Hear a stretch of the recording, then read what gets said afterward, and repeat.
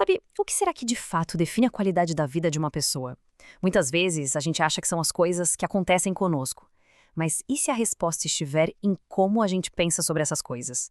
É isso, a qualidade do nosso pensamento é o que de verdade nos move. Então vamos mergulhar fundo nessa ideia. Olha só que incrível essa frase. Esse espaço que o Viktor Frankl menciona, é ali que a mágica acontece. Mas o poder que a gente tem nesse espaço, ele não é igual para todo mundo, não. Ele depende, sabe do quê? Do nível de pensamento em que a gente opera no nosso dia a dia. E essa é a grande pergunta, né?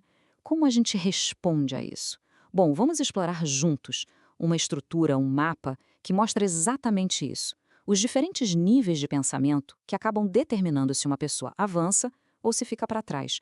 E aí a gente chega no grande paradoxo dos nossos tempos. Pensa só, a gente tem acesso a basicamente todo o conhecimento do mundo na palma da mão. Mesmo assim, a maior parte da sociedade opera nos níveis mais baixos de pensamento. É uma coisa meio louca, né? Para guiar essa nossa análise, a gente vai usar uma estrutura que foi criada lá em 1956 por um cara chamado Benjamin Bloom. Ele descreveu 6 níveis de pensamento. Vamos começar pela base da pirâmide, claro. E aqui estão os 2 primeiros níveis, que são essenciais, sem dúvida, mas que funcionam também como uma espécie de armadilha, onde a maioria das pessoas acaba ficando presa. No primeiro nível, a mente funciona quase como um depósito, um HD. Ela só memoriza e repete fatos. Já no segundo nível, ela evolui, se torna um processador, começando a interpretar e a dar algum sentido para aquela informação. A diferença aqui é crucial. E essa frase do Einstein, ela é perfeita para esse momento. Ela destaca o perigo de ficar preso só no primeiro nível. Sabe aqueles sistemas de ensino que só recompensam a decoreba? Então, eles criam uma ilusão de conhecimento, mas sem nunca desenvolver o que de fato importa, o pensamento de verdade. O segundo nível, a compreensão, é essa faísca, sabe? É o ponto de ignição. Como dizia o filósofo Plutarco, a mente não é um vaso para ser preenchido, mas sim um fogo para ser aceso. É exatamente aqui que a informação deixa de ser um dado morto e começa a ganhar vida. Certo. Depois de lembrar e de entender, a gente chega no nível 3. E esse aqui é um ponto de virada fundamental. É aqui que o pensamento finalmente sai da teoria e se transforma em ação. Nesse estágio, o conhecimento deixa de ser uma coisa passiva, guardada na cabeça, e se torna algo funcional. É a capacidade de resolver problemas de verdade, de implementar conceitos e, principalmente, de adaptar o que se sabe a situações totalmente novas. E essa situação, nossa, ela ilustra isso de um jeito brilhante. O envolvimento é a chave de tudo. O conhecimento não foi feito para ficar parado, guardado na mente. Ele precisa interagir com o mundo real. O aprendizado só se aprofunda de verdade quando ele é usado. Bom, se aplicar é usar o conhecimento. Analisar é ir além, é questionar esse conhecimento. E é aqui que o pensamento dá um salto gigantesco, um salto em direção ao que a gente chama de pensamento verdadeiramente crítico. Pensa no mundo de hoje, inundado por desinformação, por fake news. A análise é a nossa principal defesa. Em vez de só aceitar a informação do jeito que ela chega, a mente analítica começa a desmontar as coisas para ver o que tem por baixo.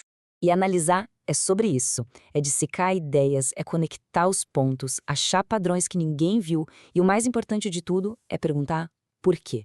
É a habilidade de fazer perguntas melhores, em vez de só aceitar as respostas prontas que dão pra gente. Agora sim, a gente está chegando no topo da pirâmide. Estes são os 2 níveis mais elevados de pensamento. São, sem dúvida, as formas mais raras e também as mais impactantes. Criar ou sintetizar é a capacidade de pegar tudo que se sabe, todas as peças, e combinar de um jeito que cria algo totalmente novo. Aqui, não se trata mais de repetir ou analisar ideias dos outros. A gente passa a produzir as próprias ideias. Outra do Einstein, e ela captura perfeitamente a essência desse nível. O conhecimento, por definição, é limitado ao que já existe, ao que já foi descoberto. Mas a criação, a imaginação, ela não tem fronteiras. É daqui que nascem as novas soluções para os problemas mais complexos.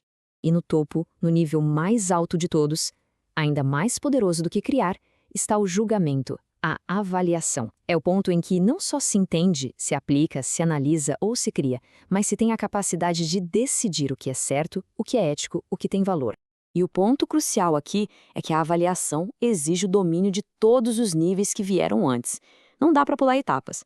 Sem conhecimento, não há o que julgar. Sem análise, não se enxerga as nuances. Isso aqui não é dar opinião, não é achismo, é julgamento informado. E a falta desse nível na sociedade, nossa, é um perigo. Quando uma sociedade inteira não consegue avaliar, ela se torna muito fácil de manipular. Ela passa a ser guiada não pela verdade ou pelos fatos, mas pela repetição, pela emoção, pela persuasão.